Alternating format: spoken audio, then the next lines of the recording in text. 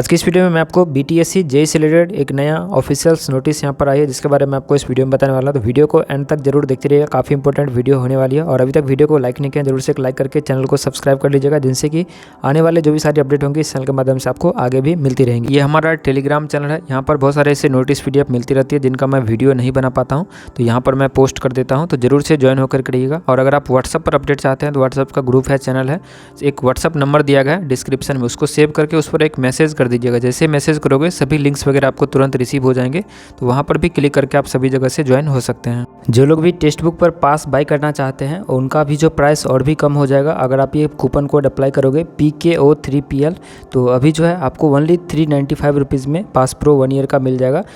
देख सकते हैं ये बिहार टेक्निकल सर्विस कमीशन का ऑफिशियल वेबसाइट है BTSC, और इसके तरफ से जेईई से रिलेटेड आज एक नया नोटिस यहाँ पर देखने के लिए मिली है, जो कि आप देख सकते हैं। इंपॉर्टेंट नोटिस एडवर्टाइजमेंट नंबर 1/2019 से रिलेटेड है, junior engineer civil mechanical electrical, और डेट देख सकते हैं 21/11/2024 की डेट में, आज के डेट में लेटेस्ट नोटिस निकले, जिसके बारे में आपको कंप्लीट इन्फॉर्मेशन डिटेल्स में मैं आपको बताने वाला हूँ। जो कि देख सकते हैं ये नोटिस है बिहार तकनीकी सेवा आयोग के द्वारा, और ये 21/11/2024 के डेट में 35-29 यहाँ पर आज की डेट में जारी किया गया। और ये नोटिस आपको हमारे टेलीग्राम पर मिल जाएगा, जिसका लिंक मैं वीडियो के डिस्क्रिप्शन में दे दूंगा, तो वहाँ पर क्लिक करके आप इसको डायरेक्टली डाउनलोड कर सकते हैं, देख सकते हैं, पढ़ सकते हैं, या आपको इसके ऑफिशियल वेबसाइट से भी आप इसको डाउनलोड कर सकते हैं। ये जो नोटिस है आवश्यक सूचना, बहुत ही इंपॉर्टेंट नोटिस है, जरूर से सभी लोग अच्छे से ध्यान से यहाँ पर पढ़िएगा और देखिएगा। इसमें जो है विज्ञापन संख्या 1/2019 कनीय अभियंता असैनिक यांत्रिक और विद्युत से रिलेटेड यहाँ पर ये रहने वाली, जिसमें कि SLP नंबर 7257/2023 जो सुप्रीम कोर्ट में यहाँ पर जजमेंट आया है शशि भूषण प्रसाद सिंह बनाम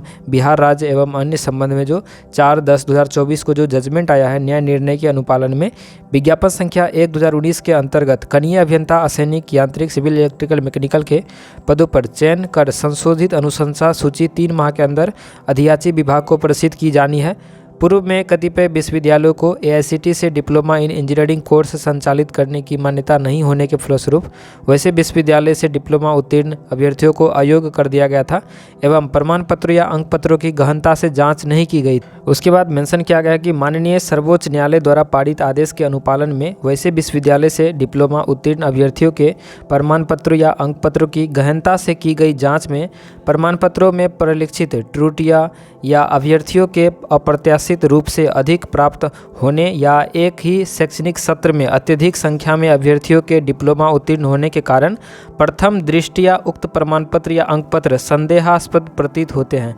एवं उक्त के फर्जी होने की संभावना से इनकार नहीं किया जा सकता है। तो यहाँ पर आयोग की तरफ से साफ साफ मेंशन किया गया है कि जो भी इसमें UGC से यहाँ पर जो सर्टिफिकेट यहाँ पर प्रोवाइड किए हैं, जो लोग भी फॉर्म फिल किए हैं, तो उनके बहुत सारे एक ही सेशन में, आपको पता होगा, आपको कोई भी सेशन हो उसमें कोई कॉलेज के द्वारा 60 या कोई कॉलेज में 80, कोई कॉलेज में 100 यहाँ पर मैक्सिमम स्टूडेंट लिमिट रहता है कि इतना लोगों को एडमिशन दिया जाना चाहिए, और होता है एक सही तरीके से। लेकिन अगर मान के चलिए एक ही सेशन में अगर 60 से ज़्यादा, अगर 100 से ज़्यादा कैंडिडेट का सर्टिफिकेट अगर यहाँ पर पहुँचा है, वही इसमें मेंशन किया गया है कि एक ही शैक्षणिक सत्र में अत्यधिक संख्या में अभ्यर्थियों के डिप्लोमा उत्तीर्ण होने के कारण प्रथम दृष्टया ही उक्त प्रमाण पत्र या अंक पत्र संदेहास्पद प्रतीत होता है एवं उक्त के फर्जी होने की संभावना से इनकार नहीं किया जा सकता है। तो ये स्वाभाविक बात है, अगर कोई एक ही सेशन में, मान के चलिए कोई कॉलेज का 60 स्टूडेंट का लिमिट है एक सेशन में एडमिशन का, लेकिन अगर उस सेशन में अगर 80 स्टूडेंट का सर्टिफिकेट पाया जाता है, तो ऐसे में तो स्वाभाविक बात है कि 20 कैंडिडेट जो होगा सर्टिफिकेट हो सकता है बनवा लिया हो, और UGC में यहाँ पर AICTE में पूरी सभी तरीके से जाँच होता है, लेकिन UGC की तरफ से उतना जांच पड़ताल नहीं किया जाता। तो ये इसमें जो BTSC के जो आज के नोटिस निकला, इसमें साफ साफ ऐसा मेंशन किया गया है। तो इसमें साफ साफ है कि संभावना से इनकार नहीं किया जा सकता फर्जी होने के कारण से। और त्रुटिहीन मेधा सूची तैयार करने हेतु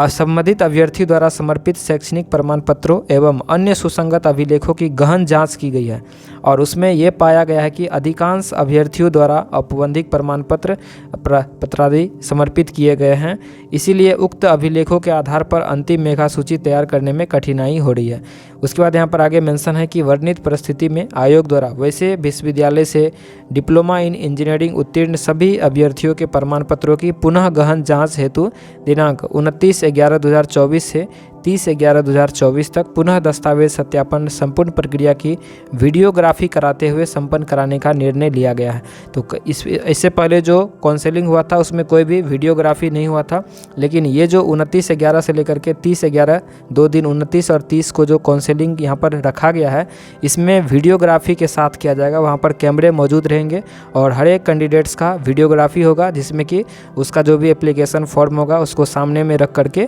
और उसका वीडियोग्राफी किया जाएगा, सभी कुछ यहाँ पर। उसके बाद काउंसलिंग में जो भी डॉक्यूमेंट्स है उनका फिर से वेरिफिकेशन होगा और उसके बाद आगे आने वाले दिनों में अगर वो सही होंगे तो उनका रिजल्ट दिया जाएगा और गलत होंगे तो उनका रिजल्ट से बाहर होगा। और इसी दिन 29 और 30 के दिन ही यहाँ पर मेंशन किया गया है कि अगर वो गलत पाए जाते हैं तो उसी क्रम उनके ऊपर यहाँ पर कार्रवाई किया जाएगा, जो भी मैं आपको दिखाता हूँ, जो कि नोट में करके यहाँ पर बोल्ड लेटर में लिखा गया है कि यदि अभ्यर्थियों द्वारा समर्पित उपरोक्त अभिलेखों में से कोई भी अभिलेख अगर फर्जी या टेम्पर्ड पाया जाता है तो दस्तावेज सत्यापन स्थल से ही संबंधित अभ्यर्थी के विरुद्ध कठोर कानूनी दंडात्मक कार्रवाई की जाएगी। तो ऐसा भी हो सकता है अगर वहाँ पर थोड़ा सा भी अगर यहाँ पर फर्जी या टेम्पर्ड या कुछ भी पाया जाता है तो वहाँ से भी आप अरेस्ट हो सकते हैं। उनसे रिलेटेड भी यहाँ पर साफ साफ मेंशन किया गया है कि कठोर वहीं से सत्यापन स्थल से ही संबंधित अभ्यर्थी के विरुद्ध कठोर कानूनी दंडात्मक कार्रवाई की जाएगी। तो ये जो काउंसलिंग है ये टफ रहने वाली है। इसमें हो सकता है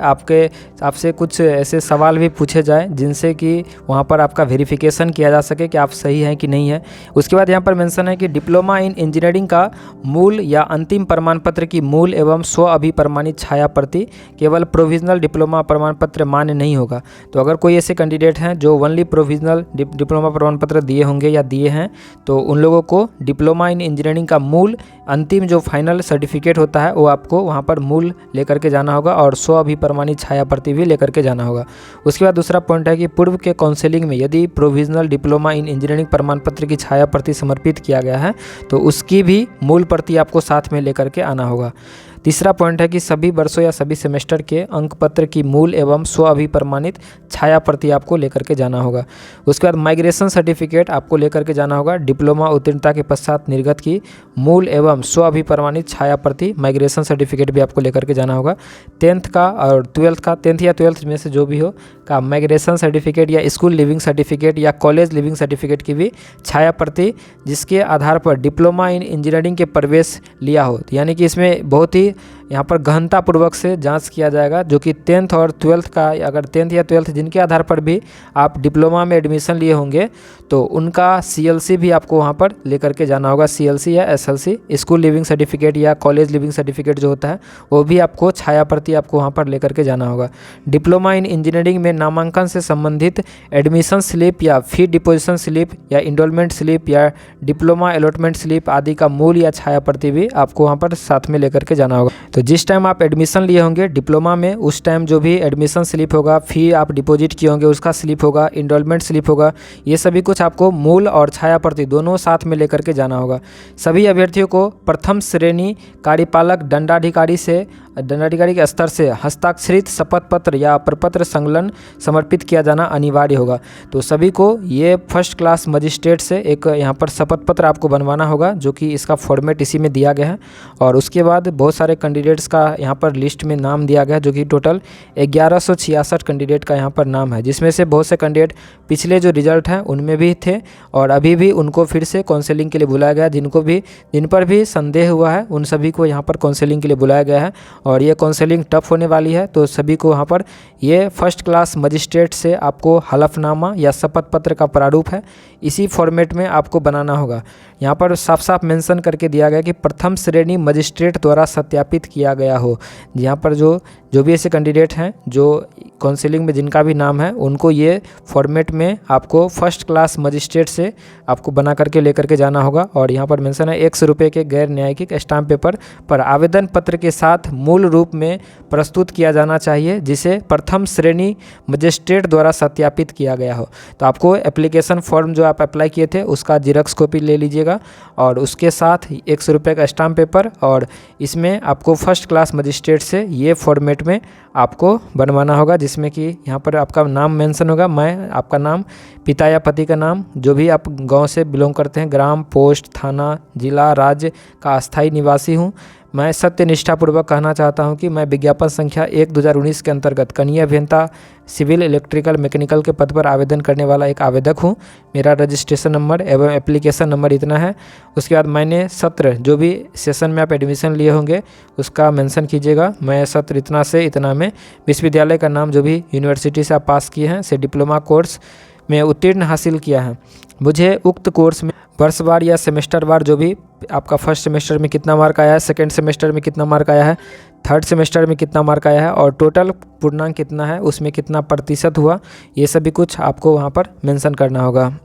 उसके बाद जो भी आपका मूल प्रमाण पत्र का क्रम संख्या है, सीरियल नंबर, वो आपको यहाँ पर डालना होगा। उसके बाद मेरे सभी वर्षों के अंक प्रमाण पत्र का क्रम संख्या, यहाँ पर सभी सेमेस्टर का जो भी सीरियल नंबर है, सभी सेमेस्टर के मार्कशीट का सीरियल नंबर यहाँ पर या सर्टिफिकेट नंबर आपको डालना है। मेरे माइग्रेशन सर्टिफिकेट का क्रम संख्या जो भी है आपको यहाँ पर डालना है। डिप्लोमा कोर्स किया गया एवं डिप्लोमा उत्तीर्णता के बाद माइग्रेशन सर्टिफिकेट संलग्न करना आवश्यक होगा, तो माइग्रेशन सर्टिफिकेट आपको ज़रूर से यहाँ पर लेकर के जाना होगा और इसमें भी सीरियल नंबर लगाना है। मैंने पूर्व में जो डिप्लोमा सर्टिफिकेट संलग्न किया है उनका क्रम संख्या ये है और संलग्न सभी प्रमाण पत्र का क्रम संख्या लिखना अनिवार्य होगा।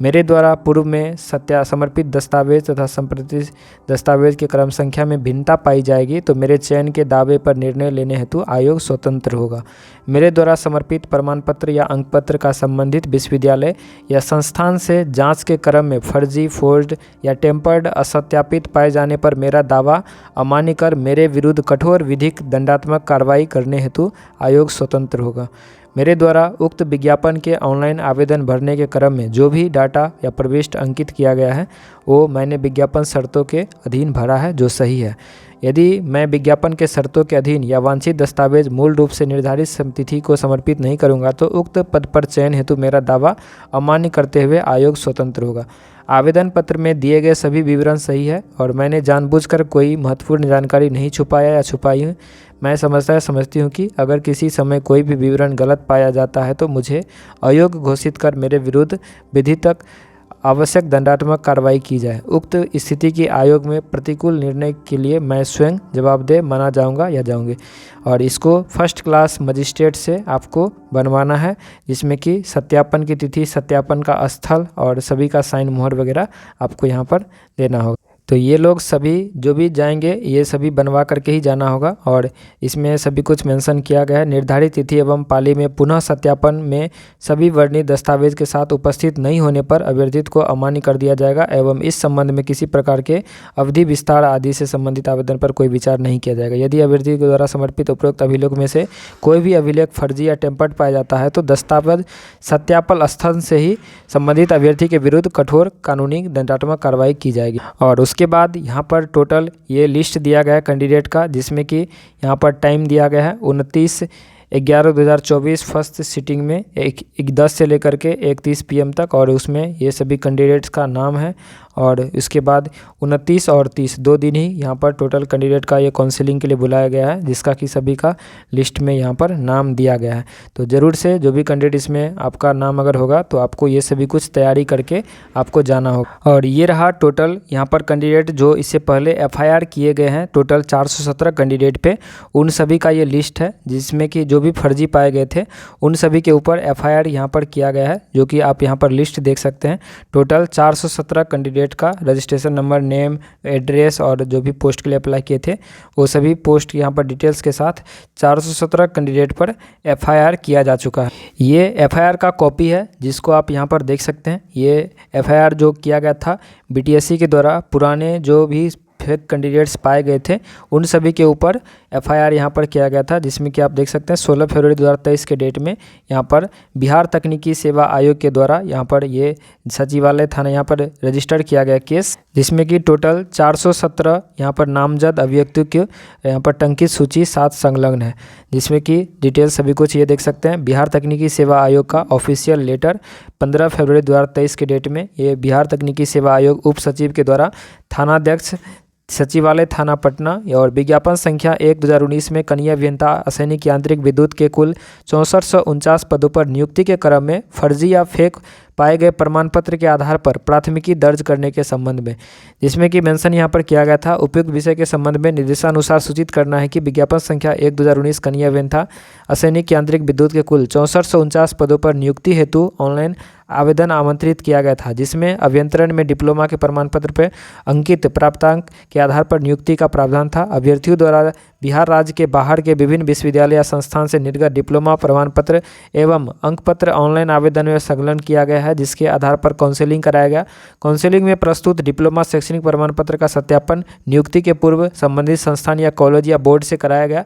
जिससे प्राप्त सत्यापन प्रतिवेदन में कुल 417 अभ्यर्थियों का प्रमाण पत्र फेक या फर्जी पाया गया है। उक्त 417 अभ्यर्थी बिहार राज्य के विभिन्न जिलों के निवासी हैं। उक्त अभ्यर्थी द्वारा विभिन्न विश्वविद्यालय या बोर्ड के नाम से फर्जी डिप्लोमा प्रमाण पत्र बनाकर कनीय अभियंता के पद पर चयन हेतु पहनने का प्रयास किया है। पहला में दिया गया कि फर्जी या फेक पाए गए अभ्यर्थी की सूची उनके नाम, पता, आयोग के पंजीकरण संख्या, पदनाम सहित तैयार कर इस पत्र के साथ अनुगलक के रूप में संकलन किया गया है। और दूसरा, विश्वविद्यालय के साथ पत्रांक एवं दिनांक से प्राप्त कराए गए फर्जी या नोट जेन्युइन पाए गए अभ्यर्थी की सूची विश्वविद्यालय अनुगलक 2 के रूप में संकलन किया गया है। अतः कुल 417 अभ्यर्थी के विरुद्ध सुसंगत धाराओं के तहत प्राथमिकी दर्ज कराने की कृपा की जाए। और यहाँ पर सभी कुछ मेंशन यहाँ पर किया गया है और ये रहा उनका लिस्ट, जिसमें कि सभी का नाम यहाँ पर आप देख सकते हैं। तो अभी जो ये लिस्ट यहाँ पर जारी किया गया है, इनमें भी जो भी अगर फर्जी पाए जाएंगे तो उन सभी के ऊपर भी FIR किया जाएगा। और इसमें तो साफ साफ मेंशन किया गया है कि जो स्पॉट से ही स्थल जहाँ पर दस्तावेज सत्यापन स्थल है वहीं से ही कानूनी कार्रवाई की जाए। तो आई होप आप इसको समझे होंगे। जो भी मेन इन्फॉर्मेशन था, इंपॉर्टेंट इन्फॉर्मेशन था, मैंने आपको बता दिया। फिर भी अगर आपके मन में कोई कन्फ्यूजन डॉट क्वेरी रह गया होगा तो नीचे कमेंट करके पूछ सकते हैं। और वीडियो को जरूर से शेयर कर दीजिएगा। और अभी तक वीडियो को लाइक नहीं किया जरूर से लाइक करके चैनल को सब्सक्राइब कर लीजिएगा, जिनसे कि आने वाले जो भी सारी अपडेट होंगी इस चैनल के माध्यम से आपको मिलती रहेंगी। और टेक्स्ट बुक का पास अगर आप कम प्राइस में बाय करना चाहते हो तो कूपन कोड ये है, अप्लाई कीजिएगा PKO3PL PKO3PL। ये कूपन कोड अप्लाई करोगे तो आपका जो प्राइस है कुछ कम हो जाएगा, तो उसके बाद आप उसको बाई कर सकते हैं। हालांकि टेलीग्राम पर आप ज्वाइंट होगे तो यहाँ पर जो भी ऑफ़र वगैरह आते रहते तो मैं यहाँ पर अपडेट कर देता हूँ। जैसे कि कोई ऑफ़र जैसे एक ही दिन के लिए रहता है तो मैं यहाँ पर अपडेट कर देता हूँ, तो बहुत ही कम प्राइस में बहुत लोग यहाँ से बेनिफिट लेते हैं। जैसे कि उस दिन देख सकते हैं तो ओनली 349 रुपये में पास प्रो मिल रहा था ईयरली, जो कि अभी 599 प्राइस हो गया है। तो यहाँ से ज्वाइन होकर करिएगा, जब भी मैं ऑफ़र आएगा तो मैं आपको अपडेट कर दूँगा। और ये कूपन कोड अप्लाई करके रखिएगा PKO3PL,